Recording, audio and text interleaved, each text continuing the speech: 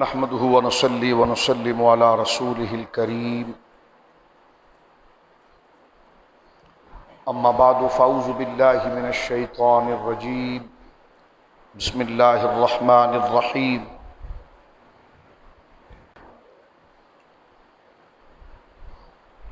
انما يريد الله ليذهب عنكم الرجس اهل البيت ويطهركم تطهيرا آمنت بالله صدق الله العظيم ببركة إن الله وملائكته يصلون على النبي يا أيها الذين آمنوا صلوا عليه وسلموا تسليما اللهم صل على سيدنا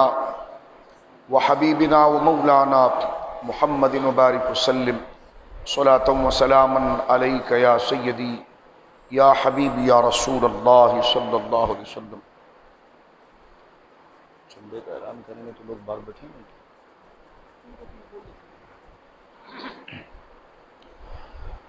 کلہم من رسول اللہ ملتمس غرفا من البحر اور اشفا من الدیم منزہ شریک فی محاسنہ فجوہر الحسن فیہ غیر منقسم مولا صلی وسلم دائما سرمدا علی حبیبی کا خیر الخلق کلیہم۔ کیا بات رضا اس چمنستان کرم کی، زہرا ہے کلی جس میں حسین اور حسن کو، لخمسۃ نطفی بہا حر الوباء الحاطمہ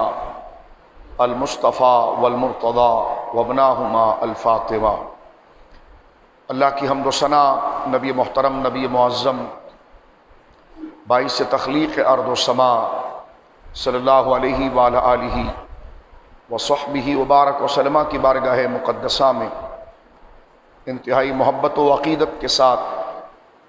درود و سلام پیش کرنے کے بعد تمام تعریف اللہ وحدہ لا شریک کے لیے ہے۔ شعبان المعظم کا یہ مبارک مہینہ ہمارے درمیان موجود ہے۔ گزشتہ نشستوں میں ہم نے اسلامی تعلیمات اور اسلامی فرائض و آداب کو سیکھنے کے لیے حضرت سراج الامہ، کاشف الغمہ، امام الائمہ نعمان بن ثابت المعروف سیدنا امام اعظم ابو حنیفہ رحمۃ اللہ تعالی علیہ کا عرس پاک جو اسی شعبان المعظم کے ابتدا میں ہے، اس کے ذریعے ہم نے مزاج شریعت، آداب شریعت، اخلاق شریعت اور ہماری شرعی ذمہ داریوں کو ہم نے آپ کی سیرت، آپ کے کردار کو بنیاد بنا کر قرآن و سنت کی اس تعلیم کو سمجھنے کی کوشش کی۔ اللہ ہم تمام کو عمل کی توفیق دے۔ کیونکہ جمعۃ المبارک میں ہم نے یہ کوشش کی ہے کہ مہینوں کے اعتبار سے جن شخصیات اور جن ہستیوں کی جن سے اسلام کی رونق اور اسلام کی تعلیم زندہ و جاوید ہے، تابندہ ہیں، اور جن کی خدمات سے اسلام کو نصرت اور برکت اور ترقی ملی، ان ہستیوں کا ذکر کرنا اللہ رب العالمین کا طریقہ، اس کے نبی کریم علیہ الصلوۃ والسلام کی سنت ہے، اور ہمیشہ سے امت کا یہ تسلسل رہا ہے کہ اللہ کے محبوبوں کا ذکر کرنا اور ان کی محبت، اس کے کئی پہلو ہے۔ ایک تو ان سے محبت اللہ کے لیے ہے، وہ جذبہ ہمارے دلوں کے اندر پیدا ہو، پھر ان کی زندگی کے ساتھ ہمارا عقیدہ، اسلامی نظریات اور اسلامی اخلاق و آداب ان ہستیوں کے ساتھ ان کے ذریعے ہم سے پہنچے ہیں ایک، اور دوسرا یہ کہ اللہ رب العالمین جل وعلا نے ان کے جو مرتبے اور مقام کو ذکر کیا ہے، جس کو قبول کرنا عقائد کے زمرے میں آتا ہے، دین کی بنیادی اصول میں آتا ہے، وہ چیزیں بھی ہمارے سامنے واقف ہو جائیں۔ جس طرح کہ میں نے پہلے بھی عرض کیا کہ قرآن مجید نے بھی اس بات کو ذکر کیا ہے کہ اللہ رب العالمین فرماتا ہے کہ اے حبیب مکرم، ہم آپ کے اوپر انبیاء کے قصے اتارتے ہیں اور ان کے واقعات اتارتے ہیں، اس لیے اتارتے ہیں کہ لنثبت بہ فؤادک، تاکہ دین کی تبلیغ کے لیے اور دین پر جمنے کے لیے وہ واقعات، ان ہستیوں کا ذکر آپ کے لیے مضبوطی کا اور قوت کا باعث بنے۔ اسی تناظر کے اندر اکثر تاریخ اور سیرت کے اقوال کے مطابق سن 4 ہجری 5 شعبان المعظم کو حضور سیدنا امام حسین رضی اللہ تعالی عنہ کی ولادت طیبہ ہے، اور یقیناً سرکار امام علی مقام رضی اللہ تعالیٰ عنہ کو سلام کیے بغیر اور آپ کے مناقب اور آپ کی شان کو بیان کیے بغیر کسی شخصیت کا ایمان مکمل نہیں ہو سکتا۔ تو شعبان المعظم کی 5ویں تاریخ یعنی سن 4 ہجری اور 5 شعبان المعظم کو حضرت سیدنا 5 کا بھی قول ہے، 4 کا بھی قول ہے، متعدد اقوال ہے، لیکن اس کو ہم تاریخ اور اقوال میں الجھنے کی بجائے یہ بات تو بالکل کنفرم ہے کہ شعبان المعظم کے جیسے ہر مہینے میں 4 ہفتے ہوتے ہیں، تو شعبان المعظم کا پہلا ہفتہ جو ہے اس میں حضرت سرکار امام علی مقام سید الشہداء امام حسین ابن علی رضی اللہ تعالی عنہما کی ولادت طیبہ ہے۔ تو آج کے جمعے کے ذکر کو ہم آپ کی یاد اور آپ کے ذکر کے ساتھ آراستہ کرتے ہیں، کیونکہ اہل بیت کا ذکر مقبول ترین ذکر ہے اور اہل بیت سے محبت یہ اسلام کا لازمہ ہے۔ انشاءاللہ اس موضوع کی تفصیل تو ہم جب 22 تاریخ کو ہم حق 4 یار کانفرنس جو منعقد کر رہے ہیں، یہ 13ویں سالانہ ہے، تو اس میں بھی الحمدللہ تعالیٰ تفصیل کے ساتھ حضرات صحابہ کرام اور اہل بیت اعظام سے تعلق جس کا قرآن ہمیں حکم دیتا ہے، اور یہی وہ ذریعہ ہے کہ جس کے ذریعے ہم رسول اللہ کی بارگاہ میں پہنچتے ہیں۔ اس لیے صحابہ اور اہل بیت کے نام سے کتابیں لکھی جاتی ہیں، ان کا ذکر کیا جاتا ہے، کانفرنس کی جاتی ہے، سیمینارز کیے جاتے ہیں۔ اس کا مقصد یہ ہے کہ یہ بنیادی ہستیاں ہیں، ان کے ذکر کے ساتھ ہماری طبیعتیں اور ہمارا ایمان تازہ رہیں، اور ہماری نماز اور ہمیں ملنے والی شریعت جس پر ہم عمل کرتے ہیں اس کی ہمارے لیے جو مقبولیت ہے وہ ان ہستیوں کے لیے اپنے دلوں کے اندر صفائی رکھنا اور ان کے پاکیزہ خیالات کو اپنے دل کے اندر رکھنا، اور حالات کے اعتبار سے بدمذہبیت کے اعتبار سے حضرات اہل بیت اور صحابہ کرام کے لیے ایسے الفاظ یا ایسا پہرایا جو اسلام کے دشمنوں نے اسلام میں داخل کرنے کی کوشش کی ہے تو نوجوان اس کا شکار نہ ہو جائے۔ اس لیے علماء مشائخ ہمیشہ سے ان ہستیوں کے نام پر کتاب، ان کی تاریخ پر کتاب، ان پر سیمینارز، ان پر گویا کہ جلسے منعقد کرتے ہیں تاکہ امت کے ذہنوں کے اندر وہ بنیادی فکر اور ان کا مقام اور ان کی ذات کے حوالے سے جو احتیاط ہے وہ واضح رہے۔ وہ تو انشاءاللہ میں نے عرض کیا کہ 22 تاریخ کو انشاءاللہ العزیز کیا دن ہوگا؟ 22 تاریخ کو انشاءاللہ 22 مارچ کو بروز پیر انشاءاللہ ہمارے اسی علاقے میں جو سالانہ حق 4 یار کانفرنس منعقد ہوتی ہے اس میں صحابہ و اہل بیت کے ذکر کو ہم تفصیل کے ساتھ لیں گے۔ لیکن یہ جمعۃ المبارکہ بڑا معتبر دن ہے، اس کو سرکار امام علی مقام رضی اللہ تعالیٰ عنہ کی ولادت کے حوالے سے آج ہم نے گویا کہ منسوب کیا ہے کہ اسلام زندہ ہوتا ہے ہر کربلا کے بعد۔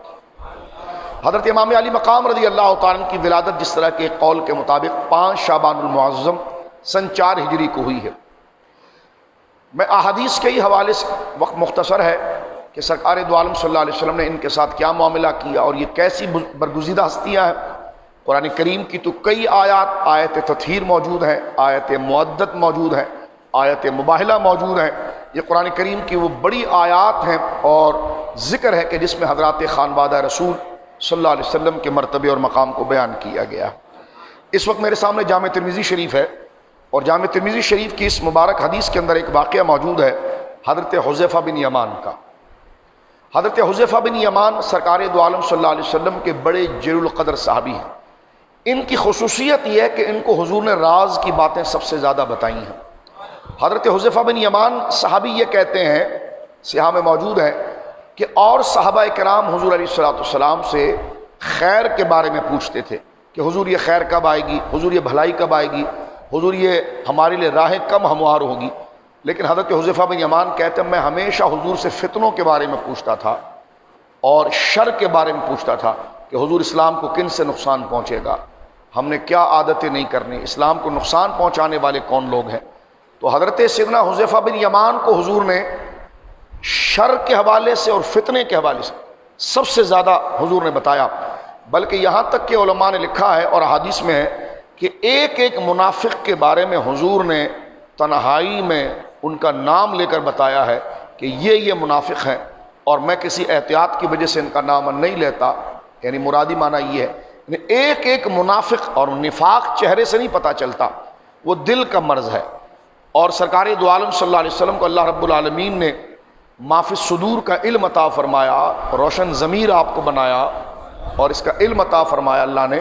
تو وہ حضور علیہ الصلوۃ والسلام نے یقیناً حضرت سیدنا صدیق اکبر، فاروق اعظم، عثمان غنی، مولا مرتضیٰ، یہ تو اونچے درجے کے استاد صحابہ ہیں، ان کو تو بتایا گیا ہی گیا ہے، لیکن خصوصیت کے ساتھ یہ ڈپارٹ اور یہ خاص چیزیں حضرت حذیفہ بن یمان کو بتائی گئی، تو یہ بڑے جل القدر صحابی ہیں۔ حضرت عمر کو ان پر اتنا اعتبار تھا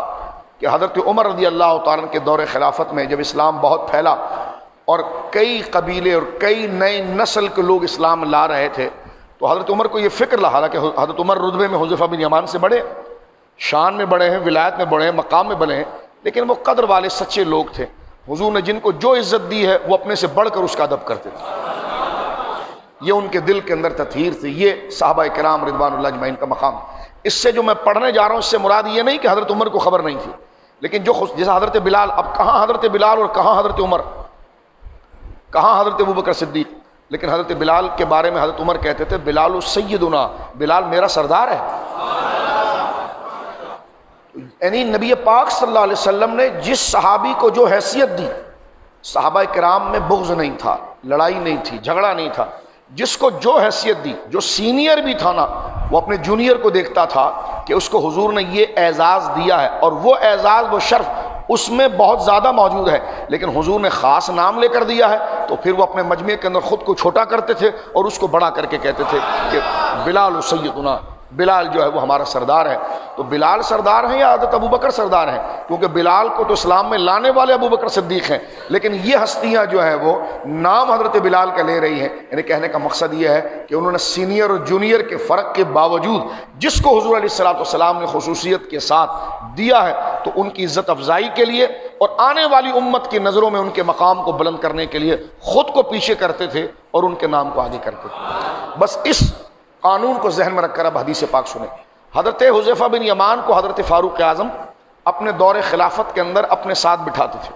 جب لوگوں کی لسٹ آتی تھی کہ بھائی ان لوگوں نے اسلام قبول کیا ہے یا یہ اتنے قبیلے اسلام کے اندر داخل ہو گئے ہیں، تو حضرت عمر کے سامنے جب لسٹ آتی تھی تو حضرت عمر ان کو اپنے سامنے سے گزارتے تھے، اور گزارتے وقت حذیفہ کو کہتے تھے ذرا غور کرو ان میں منافق کوئی ہے؟ تو حضرت حذیفہ بن یمان جس کو دیکھ کر منہ جھکا لیتے تھے تو حضرت عمر اس بندے کو رکھوا دیتے، فرمایا اس کو روکو، اس کی تحقیق کریں گے۔ یعنی اسکینر مشین کی مانند، کیونکہ نفاق اور ایمان یہ دل کی صفت ہے، کیونکہ اللہ رسول کے دین کو سچ جاننا یہ دل کا کام ہے، یہ ہے اسلام،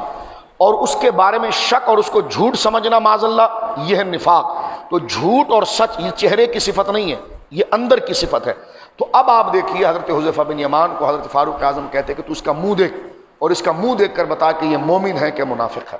تو یہ حضرت حذیفہ بن یمان۔ اب یہاں پر انہی سے حدیث پاک آتی ہے، ان کے بارے میں لقب ہے جماعت صحابہ میں کہ صاحب و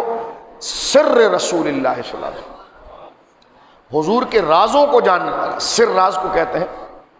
حضور کے رازوں کو جاننے والا، جو حضور نے فتنوں کے بارے میں بات کی ہے،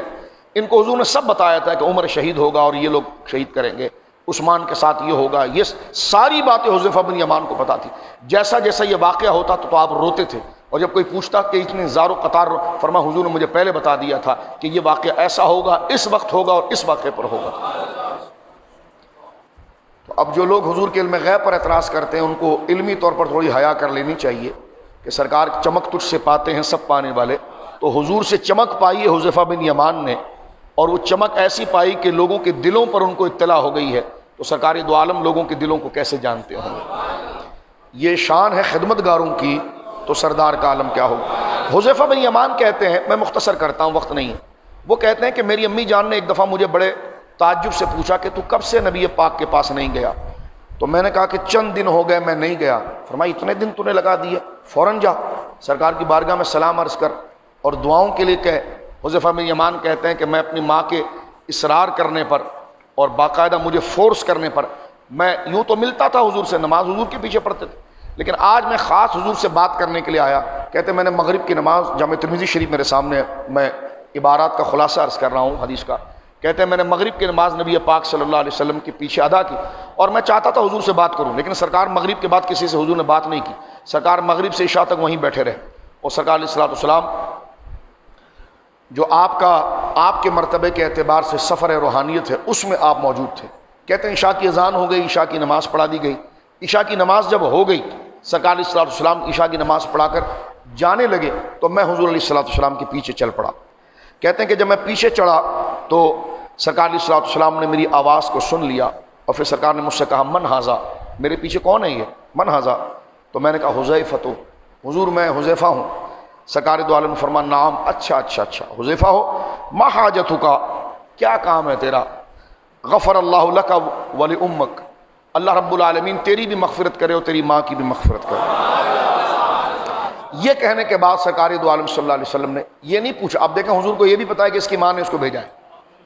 ابھی حضور نے یہ نہیں پوچھا، انہوں نے اپنی ماں کا نام بھی نہیں بتایا، سرکار نے صرف پوچھا کہ تو کون ہے؟ کہا میں حذیفہ ہوں۔ فرمایا اچھا تو حذیفہ ہے، اللہ تیری بھی مغفرت کرے اور تیری ماں کی بھی مغفرت کرے۔ یہ کمال ہے میرے دوستو۔ کبھی رب کی طرف سے خاموش رہنے کا حکم ہوتا تھا، کبھی بولنے کا۔ بعض نادان ہے کہ خاموش رہنے والی حدیث کو لے کے کہتے پتہ نہیں تھا، تو میں نے کہا جہاں بتا رہے ہیں تو اس کو لے کر آپ کیا کہیں گے؟ وہ زبان جس کو سب کن کی کنجی کہیں اس کی نافذ۔ حضور کا بولنا بھی اللہ کے لیے، اللہ کے کہنے پر بولنا ہے، اور اللہ کے کہنے پر حضور علیہ الصلوۃ والسلام کا خاموش ہو جانا ہے۔ تو حضرت حذیفہ بن یمان کہتے ہیں کہ سرکار علیہ الصلوۃ والسلام نے جب مجھے اور میری ماں کو دعا دی تو اس کے بعد حضور نے فرمایا قال، آپ نے شاہ فرمایا ان ھذا ملک، اے حذیفہ دیکھو یہ ایک فرشتہ آیا ہے، لم ينزل الارض قط قبل هذه الليل،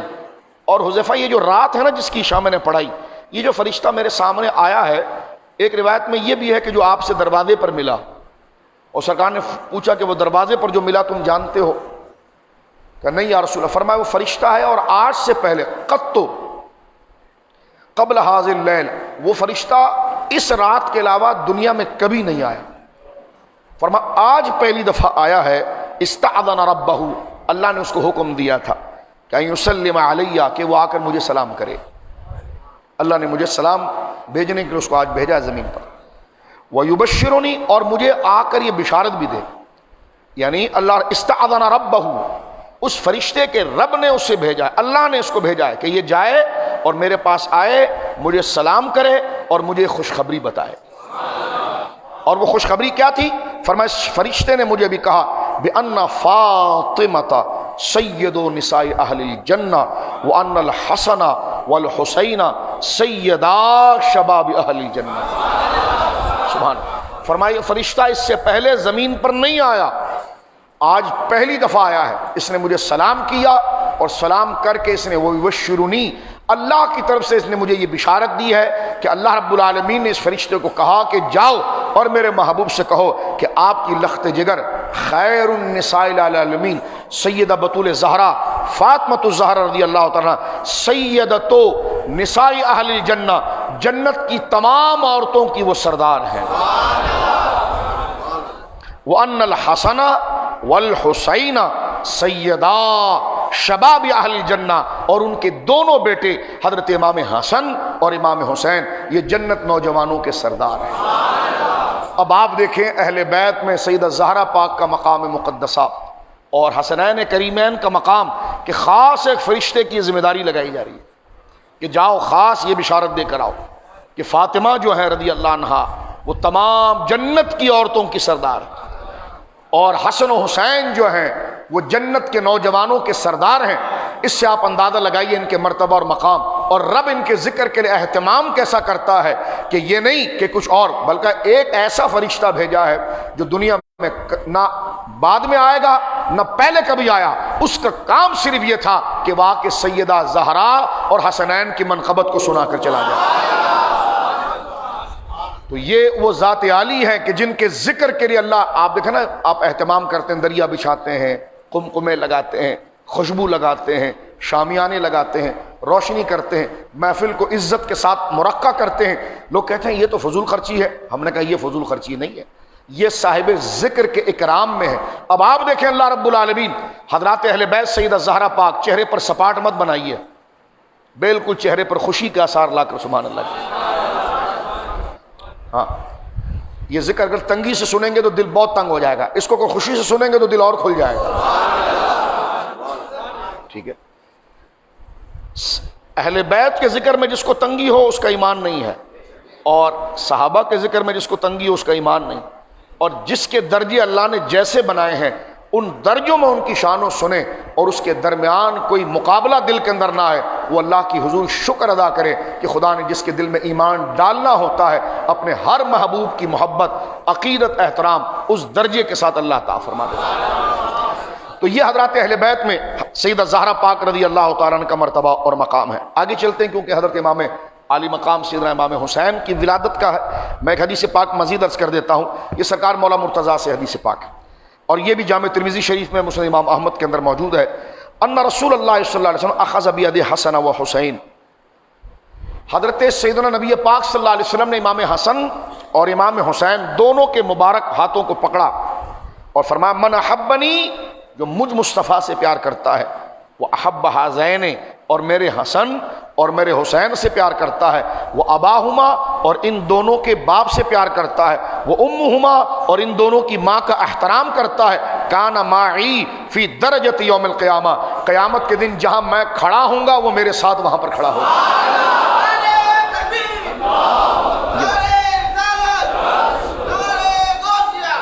یعنی یہ پنجتن پاک کا ذکر دیکھیں یہاں پر حدیث پاک کے اندر آئے واضح طور پر. نبی پاک صلی اللہ علیہ وسلم نے فرمایا جو حسن اور حسین سے محبت کرے، حسن اور حسین سے محبت کرے، ان دونوں کے باپ سے محبت کرے، ان دونوں کی امی سے کا احترام کرے اور مجھ سے پیار کرے، فرمایا کان معی فی درجۃ یوم القیامہ، ایک معنی یہ ہوگا کہ وہ جنت کے اندر میرے ساتھ ہوگا. اور یہ کہ میدان محشر کی ہولناکی اور تنگی اور پریشانی ہوگی تو اس کو گھبراہٹ نہیں ہوگی، بلکہ جہاں میں موجود رہوں گا ان چاروں کی محبت اور میری محبت 5 محبت ہو گئی. فرمایا ان کی محبت کے صدقے اللہ رب العالمین اس کے ایمان کو قبول کرے گا اور وہ میدان محشر کی ہولناکی پریشانی اور پیاس سے بچ کر وہ میرے ساتھ ہوگا. اسی کو امام احمد رضا نے فرمایا تھا کہ کیا بات رضا اس چمنستان کرم کی، زہرا ہے کلی جس میں حسین اور حسن پھول. بیدم وارسی رحمۃ اللہ علیہ نے کہا تھا کہ بیدم یہی تو 5 ہے مقصود کائنات. یہاں مقصود کو لوگ محبوب کے معنی میں لیتے ہیں، ہم بھی یہاں پر محبوب ہی کے معنی میں لے رہے ہیں. کہا جاتا ہے کہ مقصود تو رسول کریم صلی اللہ علیہ وسلم کی ذات ہے. تو میں نے کہا یار حسر حقیقی اضافی ہر جگہ پر ہوتی ہے، اتنی تنگیاں نہ لاؤ ورنہ بہت پیچھے چلے جاؤ گے. جب صدیق اکبر رضی اللہ تعالیٰ عنہ حضرت ابوبکر صدیق اکبر ہیں، ہمیں بولنے میں کوئی تنگی نہیں ہوتی، جبکہ در حقیقت صدیق اکبر رسول اللہ ہیں. سب سے بڑا سچ بولنے والا کون ہے؟ حضور ہیں. لیکن حضرت ابوبکر کو جب صدیق اکبر کہا جاتا ہے تو کوئی تنگی ہمارے دماغ میں نہیں آتی. کیا معنی؟ حقیقی معنی میں حضور ہیں اور حضور کی طفیل اضافی معنی میں ابوبکر صدیق ہیں. تو مقصود کائنات حقیقی جو ہیں وہ رسول کریم صلی اللہ علیہ وسلم کی ذات ہے، اور آپ کی نسبت سے جو ہے وہ حسنین کریمین اور پنجتن پاک کی ذات مبارکہ ہے. جس طرح دین کو زندہ کس نے کیا؟ اللہ کے نبی نے، لیکن آپ محی الدین غوث اعظم کو کہتے ہیں. اصل میں محی الدین تو رسول اللہ ہیں، تو آپ غوث اعظم کو محی الدین کیوں کہتے ہیں؟ پتا چلا حقیقی طور پر محی الدین حضور ہیں اور اضافی اور طفیلی طور پر غوث اعظم ہیں. تو حقیقی طور پر مقصود کائنات رسول کریم ہیں، اور طفیلی اور اضافی طور پر جو ہے وہ حضرت پنجتن پاک ہیں. تو یہ تعویل اور یہ بات وہ جب کرے جو صحیح العقیدہ ہو تو بار پھر گھسنے کی ضرورت نہیں ہے بیچ میں، ورنہ یہ پھر سارے دروازے کھل جائیں گے. جب ایک صحیح العقیدہ شخص جو صحابہ کرام اہل بیت اعظام کے مرتبے اور مقام کو اسی طرح تسلیم کرنے والے لوگ ہوں جو قرآن و سنت اور اجماع صحابہ میں ہیں، اگر وہ بات کریں تو میرے دوستو بزرگوں پھر اس میں جانے کی ضرورت نہیں. جس طرح اعلیٰ حضرت فاضل بریلوی نے حضرت ابوبکر کے لیے کیا جملہ لکھا؟ اصدق الصادقین، سب سچوں میں اصدق، سب سے بڑا سچا. حالانکہ یہ تو حضور ہیں، لیکن دیکھیں وہاں پر منقبت حضرت ابوبکر صدیق کی بنی کیونکہ آپ کا لقب مبارک صدیق ہے. تو اصدق الصادقین حقیقی طور پر حضور ہیں. اور جب حضرت ابوبکر کی بات ہو رہی ہے تو اگلے کے لیے عقلی تخصیص کرنی چاہیے. ہر جگہ وہ یہ تو ویسے ہی ہوا جیسے علم غیب کی بات آئی تو اگلا جو کہتا اللہ کے سوا کسی کو نہیں ہے، حضور کو کیسے؟ تو میں نے کہا جب وہاں پر حقیقت اور مجاز اور حقیقت اور اضافت لے آتے ہو، سنی ہو تم، تو پھر یہاں پر تمہارے لیے کیا بے چینی ہو جاتی ہے کہ جناب جو ہے وہ آپ نے مقصود کائنات کہہ دیا. میں کہتا ہوں میں ڈانٹ نہیں رہا، ڈبٹ نہیں رہا، میں غصہ نہیں کر رہا، لیکن کہنا چاہتا ہوں یہ اہل بیت کی محبت بہت حساس ہے، اس میں فضول کے اعتراضات کھڑے نہ رہو ورنہ دل پر قبض لگ جائے گا اور ایمان زائل ہو جائے گا۔ تو لہٰذا جب تعویلیں حقیقی طور پر موجود ہیں تو لہٰذا دیکھیں یہ پنجتن پاک کی روایت مبارکہ ہے۔ اور حسنین ہم دیکھیں سیدنا صدیق اکبر کا ذکر کریں تو چہرے ایسی چمک رہے ہوتے ہیں، اور آج حسنین کا پنجتن پاک کا کر رہے ہیں تو چہرے ایسی چمک رہے ہیں، جب چار یاروں کا کرتے ہیں تو پھر ایسے چہرے چمک رہے ہوتے ہیں۔ پتہ چلا سنیوں پر خدا کا کرم ہے کہ ان کے دل میں کسی کے لیے بغض نہیں، چار یاروں کا نام لیں تب بھی یہ مسکراتے ہیں، اور پنجتن پاک کا نام لیں تب بھی مسکراتے ہیں۔ ہم ان کی طرح نہیں ہے جو پانچ کے پیچھے ہی چلیں، اور ہم ان کی طرح بھی نہیں ہے جو صرف چار کے پیچھے چلیں۔ ہم وہ ہیں کہ اہل سنت کا ہے بیڑا پار، اصحاب حضور نجم ہیں اور ناؤ ہیں اطرت رسول اللہ۔ اہل سنت تو لہٰذا آپ دیکھیے اہل سنت و جماعت وہ ہیں کہ جن کے ہاتھوں میں چار یاروں کا بھی دامن اور محبت ہے اور اہل بیت کی بھی محبت ہے۔ تو آج کیونکہ امام علی مقام کا یوم پاک ہے اس لیے میں بات عرض کر رہا ہوں۔ حضرت امام علی مقام رضی اللہ تعالیٰ عنہ یہ واحد شخصیت ہیں، علماء نے یہ لکھا کہ حضرت یحییٰ علیہ السلام حضرت اپنی والدہ کے صدف میں 6 مہینہ رہے ہیں، اور اس کے بعد اگر کوئی اپنی ماں کے پیٹ میں صرف 6 مہینہ رہا ہے وہ امام حسین۔ امام حسین اور امام حسن کے درمیان صرف ایک طہر کا فرق ہے عمر کے اندر۔ میں بات کو واضح نہیں کرتا اور نہیں کھولتا، وقت نہیں ہے، یہ ادب کی منزل ہے۔ ایک طہر کا فرق ہے، یعنی حضرت حسین اپنے بڑے بھائی سے صرف ایک طہر کا فرق رکھتے ہیں، یعنی آپ صدف زہرا مقدسہ میں صرف 6 مہینہ رہے۔ یہاں سے شریعت مطہرہ کا اصول نکلا کہ اگر حمل کا دعویٰ کیا جائے تو حمل جو یعنی جو ثابت النسب حمل ہو اس کی اقل مدت کیا ہے، کیونکہ حمل تو 4 مہینے میں ٹھہر جاتا ہے، لیکن بچے کی ولادت کی ایسی عمر کہ وہ پیدا بھی ہو جائے اور کہہ دیا جائے کہ یہ واقعی میں نسب اس کا ثابت ہے، تو اقل حمل کیا ہے؟ تو اقل حمل 6 مہینے اور اکثر 2 سال۔ یہ امام اعظم ابو حنیفہ رحمۃ اللہ علیہ نے مسئلہ یہیں سے اخذ کیا ہے۔ لہٰذا اگر کسی خاتون کے گھر بچہ پیدا ہوا 6 مہینے کے اندر تو اس پر تہمت نہیں لگائی جائے گی، وہ اقل حمل ہے، اس کے شوہر ہی کی طرف اس کو منسوب کیا جائے گا کہ جناب اتنی جلدی ولادت ہو گئی، اس کا مطلب اس نے پہلے جھوٹ کہا تھا، یہ تو مہینہ پہلے سے چل رہا تھا اور نکاح بھی ہوا ہے، تو لہٰذا یہ تہمتوں کا بازار۔ تو اقل مدت جو ہے وہ حمل کی وہ 6 مہینے ہے۔ حضرت یحییٰ علی نبینا علیہ الصلوۃ والسلام، حضرت زکریا کے شہزادے جن کو قرآن نے گویا کہ سیدوں و حضورا فرمایا سردار ہے، حضورا عورتوں سے دور رہنے والا ہے، بدکاریوں سے دور رہنے والا ہے، قرآن کریم نے ذکر کیا ہے۔ تو حضرت سیدنا اللہ کے نبی حضرت زکریا علیہ نبی علیہ الصلوۃ والسلام کے شہزادے اللہ کے نبی حضرت یحییٰ یہ اپنی والدہ کے صدف میں 6 مہینے رہے ہیں، اور حضرت سیدنا امام حسین یہ اپنی والدہ کی صدف میں 6 مہینے رہے۔ میں بڑا حیران ہوں، اور اگر وقت ہو تو یہ تو انشاءاللہ محرم میں ہی وقت ملتا ہے، کبھی بندہ حضرت یحییٰ علیہ السلام اور حضرت امام حسین ان پر کبھی گفتگو کرے اور ان کو پڑھے، اس میں بالکل واضح فرق ہے۔ وہ اللہ کے نبی ہیں، وہ معصوم ہیں، وہ اللہ کے نبی، یہ فرق تو انڈرسٹوڈ ہے، اب کوئی ودر بھی نہ چلا جائے، یہ تو انڈرسٹوڈ ہے کہ وہ اللہ کے نبی ہیں، وہ معصوم ہیں۔ امام علی مقام نبی نہیں ہے، غیر معصوم ہے، لیکن محفوظیت کے اعلیٰ درجے پر ہیں، لیکن مماثلت ان کے اندر بہت ہے۔ جیسے حضور نے فرمایا تھا نا کہ میرا ابو بکر ہو بہو ابراہیم جیسا نرم ہے، تو کیا وہ نبی ہو گئے؟ نہیں، جو حضرت ابراہیم کی قوم پر نرمی والا مزاج تھا نا وہ حضور کی امت میں حضرت ابو بکر کو ملا، اور سرکار نے فرمایا میرا عمر نوح کی طرح اللہ کے دشمنوں پر سخت ہے، یعنی جو مزاج تھا اشد الکفار کا جو حضرت نوح کی طبیعت میں تھا کہ یا اللہ ان کو چھوڑنا نہیں، ولا یلدو فاجرا کفارا جو سورہ نوح کے اندر ہے، مولا سب پر عذاب لے کر آ، یہ اگر بچ گئے تو ان کی اولاد بھی بہت بڑی فاجر اور کافر پیدا ہوگی۔ یہ حضرت نوح علیہ السلام نے ان کفار سے متعلق کہا تھا کہ جو اللہ کے دشمن تھے، سورہ نوح کے اندر موجود ہے نا کہ لا تذر علی الارض من الکافرین دیارا، کہ اس زمین کے اوپر کسی کافر کو نہ چھوڑنا، کہ ولا یلدو ان سے جو بچہ پیدا ہوگا فاجرا کفارا۔ حضور فرماتے ہیں کہ میری امت میں حضرت نوح کی جو شدت تھی اللہ کے دشمنوں پر، وہ اللہ نے میرے عمر کو عطا فرمائی، اور جو نرمی تھی وہ حضرت ابراہیم والی وہ حضرت ابو بکر کو عطا فرمائی۔ تو میں اب کہنا چاہتا ہوں، اب میں نے تو حوالہ ہی پڑھ دیا ہے، تو لہذا وہاں جس طرح فرق کیا جائے گا یہاں پر، یہ حوالہ میں اس لیے پڑھ رہا ہوں، ایک تو دیکھیں 6 مہینے کی مماثلت ہے، ہر سانس بندے کی بڑی قیمتی ہے، بہت ہی اچھا ہے کہ جتنی پیاری بات بندہ سانس رکنے سے پہلے کر جائے، سانس رکنے سے پہلے جتنی اچھی بات ہے وہ کر جائے، گواہ بنا جائے۔ تو لہذا اسی جذبے سے میں بات کر رہا ہوں، کسی پر تنقید کے لیے نہیں، ہمیں نہیں پتا آگے کا لمحہ کا، اللہ عافیت فرمائے، اسی کے دست قدرت میں عافیت ہے۔ حضرت سیدنا حسین کی رضی اللہ تعالیٰ عنہ امام علی مقام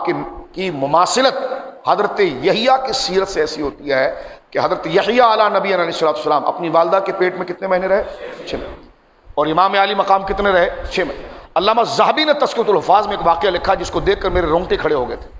اور تذکرۃ الحفاظ انتہائی مستند کتاب ہے، اس میں ان راویوں کو جمع کیا ہے جس ایک ایک راوی کو 1 لاکھ حدیث صحیحات تھی۔ تذکرۃ الحفاظ امام ذہبی کی سب سے الگ کتاب، انہوں نے میزان الاعتدال بھی لکھی ہے، تو الکاشف بھی لکھی ہے، تو سیر اعلام النبلاء بھی لکھی ہے، دیگر اور کتابیں بھی لکھی ہے۔ میزان الاعتدال میں انہوں نے ہر راوی کو پکڑا ہے، چور سے چور کو بھی پکڑ کے کہ یہ چور ہے، لیکن ان کو کسی نے کہا کہ ایک ایسی کتاب بھی لکھو جس میں سارے سترے آ جائیں، تو انہوں نے تذکرۃ الحفاظ فرمایا۔ حفاظ ہمارے قرآن پڑھنے والے حافظ جو قرآن پورا یاد کر لے اس کو ہم کہتے ہیں حافظ، اور حدیث کی دنیا میں حافظ اس کو کہتے ہیں جس کو 2 سے 3 لاکھ حدیث زبانی یاد ہو، ایک روایت میں 1 لاکھ حدیث زبانی، تو انہوں نے جمع کیا اس میں۔ تو تذکرۃ الحفاظ کے اندر حضرت امام ذہبی نے ایک محدث رحمہ اللہ کے قول میں نقل کیا، اس سے سند لے کر آئے کہ جس وقت امام علی مقام کو کربلا میں شہید کیا گیا تو اللہ رب العالمین نے نبی پاک کے قلب پر یہ بات اتاری، اور اتنا رب نے جلال کیا۔ حضرت یحییٰ کو جنہوں نے شہید کیا تھا اور مارا تھا، اللہ رب العالمین نے قوم پر عذاب لایا، اور 70,000 لوگ ایک دوسرے کو دانت سے کاٹ کے مار گئے ایک دوسرے کو۔ تو وہ تذکرۃ الحفاظ میں امام ذہبی لکھتے ہیں کہ رب کریم نے رسول کریم کے دل پر یہ بات اتاری کہ حسین اتنا پیارا ہے، ہم نے یحییٰ کے لیے 70 کو یحییٰ کی ناشکری، یحییٰ کی توہین کرنے پر، اور ایسے برگزیدہ ہمارے محبوب بندے کی اہانت کرنے پر ہم نے 70,000 لوگوں کو موت کی گھات اتارا ہے، اور جس نے حسین ابن علی کو مارا ہے، اور حسین ابن علی کے گریبان پر جس خبیث نے ہاتھ ڈالا، اور آپ کے سینے مبارکہ میں جس ظالم نے نیزہ مارا ہے، اور آپ کے سر مبارکہ کو جس ظالم پلیت نے آپ کے بدن مبارک سے جدا کیا، یہ کوئی گالی نہیں، یہ شرعی حکم ہے سارے، کوئی اتنا بھی زیادہ اسمارٹ نہ ہو کہ یہ کیا باتیں ہو رہی ہیں۔ میں نے کہا قرآن کہتا ہے الخبیثات للخبیثین، اسمارٹ نہ بنے، قرآن میں بھی الخبیثات للخبیثین والخبیثون للخبیثات، لیکن جو آپ معنی لے رہے ہیں وہ یہاں مراد نہیں ہے۔ تو یہاں پلیت کا معنی اس کے ایمان کی پلیتی، یزید پلیت، مروان پلیت، ابن زیاد پلیت، ابن سعد پلیت، اور سارے کوفی کے شیعہ پلیت کہ جنہوں نے امام علی مقام کو دھوکہ دیا۔ حضرت امام ذہبی لکھتے ہیں کہ اللہ رب العالمین نے اپنے محبوب سے کہا کہ یحییٰ کی توہین اور ناشکری کرنے پر میں نے 70,000 لوگوں کو موت کی گھات اتارا ہے، اور حسین ابن علی جیسی عظیم شخصیت کو جنہوں نے بے دردی کے ساتھ شہید کیا اور ان کی توہین کی ہے، میں اسے دگنا درجہ اس میں لوگوں کے اوپر عذاب اتاروں گا۔ اور آج دیکھیے کربلا سے لے کر آج تک وہ چیزیں چل رہی ہیں۔ میں بات کو سمیٹتا ہوں، بہت بڑی تفصیل ہے امام علی مقام کے لیے، تو اہل سنت کے ذخیروں میں متواتر حدیثیں موجود ہیں۔ جب حضرت امام علی مقام پیدا ہوئے نا، تو حدیث پاک میں آتا عبداللہ ابن عباس کہتے ہیں کہ حضرت عبداللہ ابن عباس کہتے ہیں الحسن والحسین بکبشین حضور علیہ السلام اقا رسول اللہ، سرکار علیہ السلام نے اپنے بیٹے امام حسن جن کو حضور بیٹا کہتے ہیں، وہ جب پیدا ہوئے تو حضور علیہ السلام نے ان کی پیدائش پہ بھی عقیقہ 2 بکروں سے کیا، 2 دمبوں سے، اقا رسول اللہ، عقیقہ کیا حضور نے بکبشین، کبش کہتے ہیں شپ کو، یہ آپ جو یعنی بھیڑ جس کو آپ کہتے ہیں، دمبا،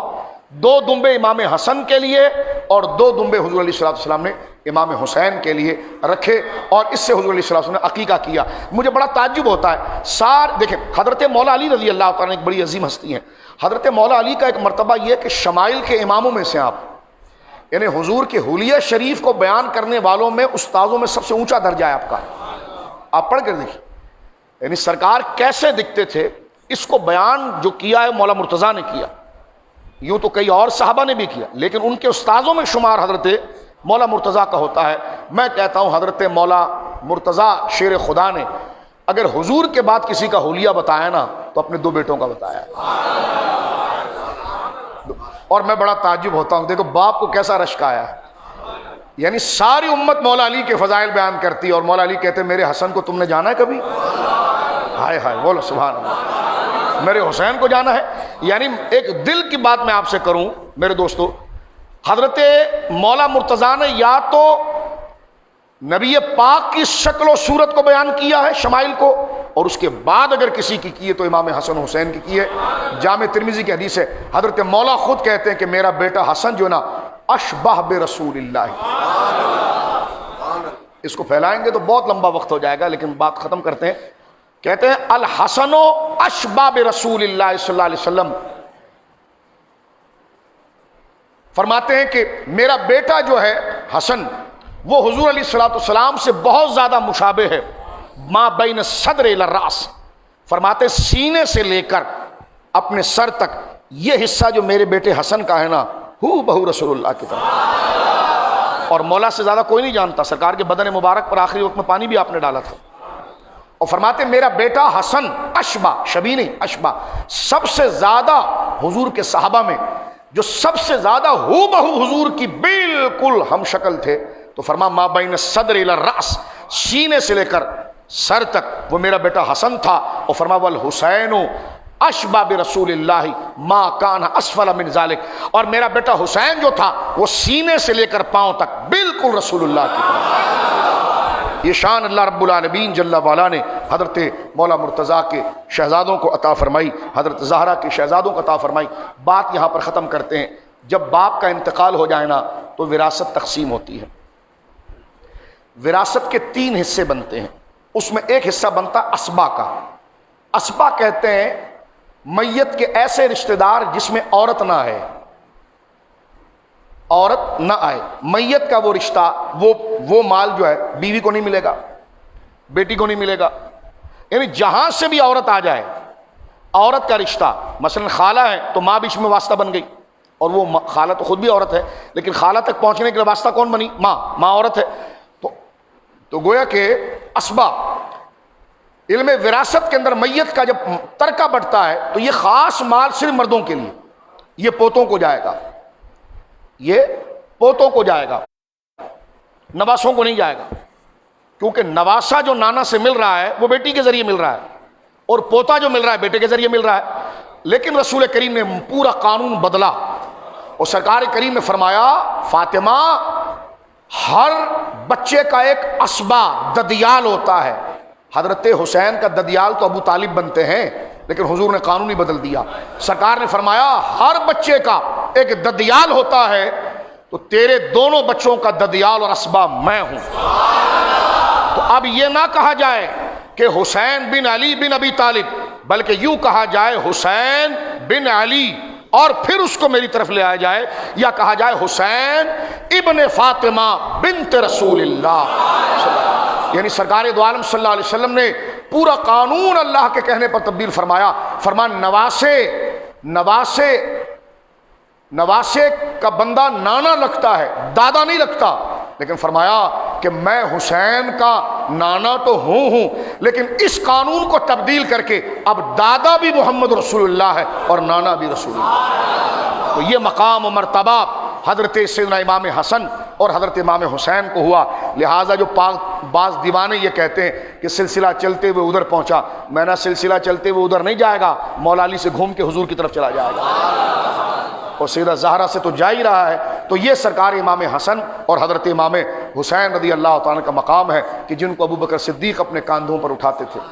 فاروق اعظم جن کو پیار اور لاڑ کرتے تھے اور کہتے تھے جو چاہے لے جا، کسی نے کہا کہ سب کچھ دے دیں گے، تو حضرت عمر کو اتنا لاڑ تھا، اور یہ روایت ہم پڑھتے ہیں تو ہمارے اندر ایک وفاداری پیدا ہوتی ہے۔ فاروق اعظم نے تو یہ باتیں سرکار کو دیکھ کر سنی ہیں، تو کسی نے کہا یہ سارا مال اٹھا کر حسین کو دے دو گے؟ فاروق اعظم پر ایک کیفیت عشق کی آ گئی، اپنی پگڑی اتار کر آپ نے زمین پر رکھ دی۔